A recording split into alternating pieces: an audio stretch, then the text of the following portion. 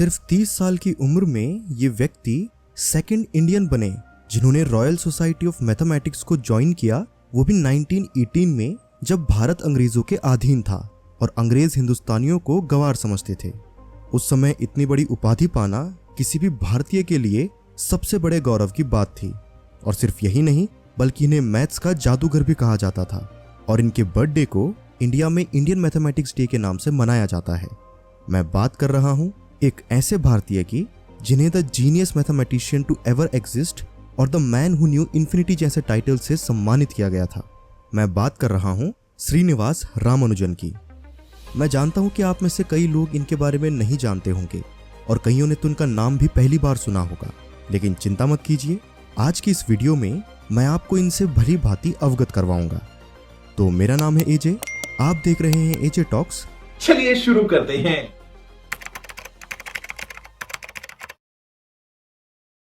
गणित के महान जादूगर श्रीनिवास रामानुजन का जन्म तमिलनाडु के कोयम्बटूर जिले के इरोड गांव में 22 दिसंबर सन 1887 को हुआ था।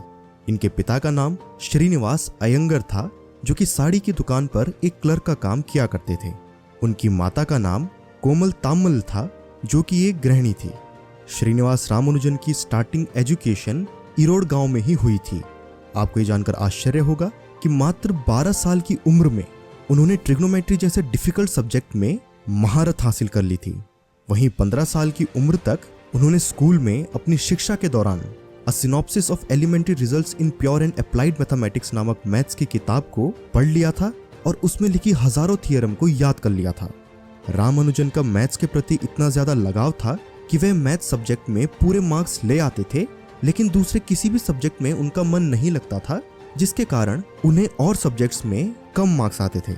इसीलिए उन्हें पहले गवर्नमेंट कॉलेज और फिर मद्रास यूनिवर्सिटी की स्कॉलरशिप गंवानी पड़ी। लेकिन इन सब के बावजूद भी उनका मैथ्स के लिए प्यार कम नहीं हुआ और वो निरंतर इस सब्जेक्ट के बारे में रिसर्च करते रहे। इसी दौरान सन 1909 में उनकी शादी जानकी अम्मल से हो गई, लेकिन एक वर्ष बाद ही वे गंभीर रूप से बीमार पड़ गए। इलाज के बाद जब वो स्वस्थ हुए तो अब पैसे की किल्लत की वजह से उन्हें नौकरी तलाशनी पड़ी। क्या आप जानते हैं कि सिर्फ 24 वर्ष की उम्र में, यानी कि साल 1911 में, श्रीनिवास रामानुजन का 17 पन्नों का एक पेपर पब्लिश हुआ था, जो कि बर्नौली नंबर पर आधारित था। लेकिन अपने लिविंग एक्सपेंसेस चलाने के लिए उन्हें मद्रास पोर्ट ट्रस्ट में क्लर्क की नौकरी करनी पड़ी। आपको बता दूं कि यहीं से उनके जीवन में एक नया मोड़ आया और ये उनके लाइफ का एक टर्निंग पॉइंट था। जब वो यहाँ काम कर रहे थे तब दुनिया को उनके टैलेंट के बारे में पहली बार पता चला। मद्रास में क्लर्क की नौकरी करने के दौरान श्रीनिवास रामानुजन ने अपनी रिसर्च मैथ्स में जारी रखी। वहीं उस समय रजिस्टर की कीमत ज्यादा होने के कारण वो अपने रिसर्च के शुरुआती दिनों में स्लेट का प्रयोग किया करते थे। उसी दौरान मैथ सब्जेक्ट की खोज के कुछ रिसर्च पेपर जब उन्होंने विश्व के प्रसिद्ध ब्रिटिश मैथमेटिशियन GH हार्डी को भेजे तो वह उनके टैलेंट से बहुत ही ज्यादा प्रभावित हुए। इसके बाद GH हार्डी ने पहले श्रीनिवास रामानुजन को मद्रास विश्वविद्यालय और बाद में कैम्ब्रिज यूनिवर्सिटी में स्कॉलरशिप दिलाने में मदद की। फिर रामानुजन को लंदन में कैम्ब्रिज यूनिवर्सिटी में पढ़ने व रिसर्च के लिए निमंत्रण दिया गया। यहाँ उन्होंने हार्डी के साथ मिलकर तकरीबन 20 से ज्यादा पेपर्स पब्लिश किए।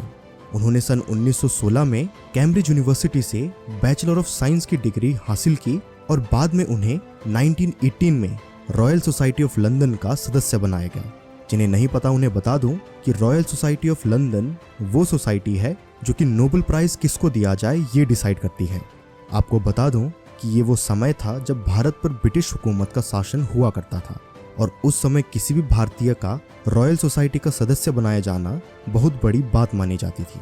लेकिन अपने टैलेंट के कारण रामानुजन न केवल कम से कम उम्र के सदस्य में से एक थे, बल्कि वह कैम्ब्रिज यूनिवर्सिटी के ट्रिनिटी कॉलेज के फेलो चुने जाने वाले पहले भारतीय भी थे।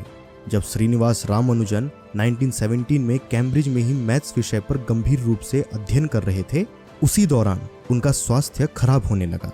मेडिकल टेस्ट में उन्हें पता चला कि उन्हें ट्यूबरकुलोसिस है, जिसके बाद डॉक्टर ने उन्हें भारत लौट जाने की सलाह दी।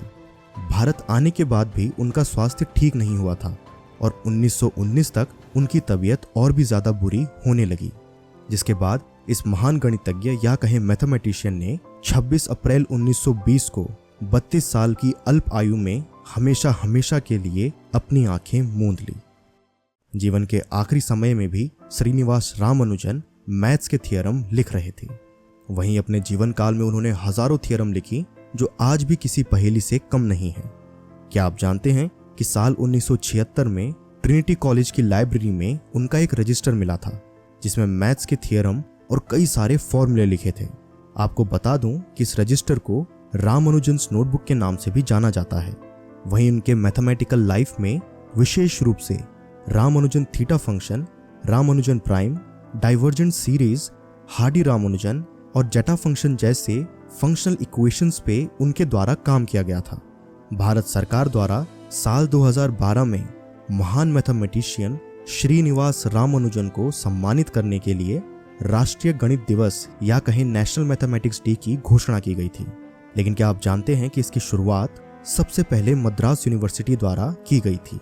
आपको बता दूं कि इस दिन देश भर में स्कूल, कॉलेज और एजुकेशनल इंस्टीट्यूशन में राष्ट्रीय गणित दिवस बड़ी धूमधाम से मनाया जाता है। इसके साथ ही गणित के जादूगर श्रीनिवास रामानुजन के अतुलनीय योगदान को याद किया जाता है। मैथमेटिकल मैजिशियन श्रीनिवास रामानुजन पर एक ब्रिटिश राइटर रॉबर्ट कनीगल ने उनके जीवन पर एक किताब भी लिखी थी जिसका नाम the man who new infinity a life of genius Ramanujan है।